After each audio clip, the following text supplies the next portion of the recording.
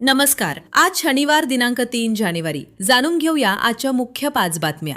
आपण ऐकत आहात मराठी अपडेट समूहाचे दररोज सकाळी 7:30 वाजता प्रसारित होणारे Marathi update morning news podcast. Nanded Waghala महानगरपालिका निवडणुकीसाठी काल शुक्रवार रोजी उमेदवारी अर्ज मागे घेण्याची शेवटची मुदत असताना 376 उमेदवारांनी आपली उमेदवारी मागे घेतलीय. यामुळे 81 जागेसाठी आता 490 उमेदवार निवडणुकीच्या रिंगणात असून आज शनिवार रोजी अपक्ष उमेदवारांना निवडणूक चिन्हाचे वाटप करण्यात येणार आहे. काल उमेदवारी मागे घेण्याच्या शेवटच्या दिवशी भारतीय जनता पक्षाच्या वतीने राष्ट्रवादी काँग्रेस अजित पवार पक्षाचे प्रभाग क्रमांक 8 मधील 3 अधिकृत उमेदवारांची आणि शिंदे सेनेचे प्रभाग क्रमांक 5 मधील महेंद्र पिंपळे व प्रभाग क्रमांक 10 मधील सौ वंदना मनोज जाधव या 2 अधिकृत उमेदवारांची मनधरणी करत उमेदवारी मागे घेण्यासाठी भाग पाडण्यात आले. भारतीय जनता पक्षाच्या या उमेदवार पळवापळवीच्या राजकारणावर शिवसेना शिंदे गटाचे आमदार बालाजी कल्याणकर यांनी संतप्त प्रतिक्रिया देत आम्ही बी फॉर्म दिलेले उमेदवार भाजपाने पळवलेत, परंतु त्यांना आम्ही हिसका दाखवू,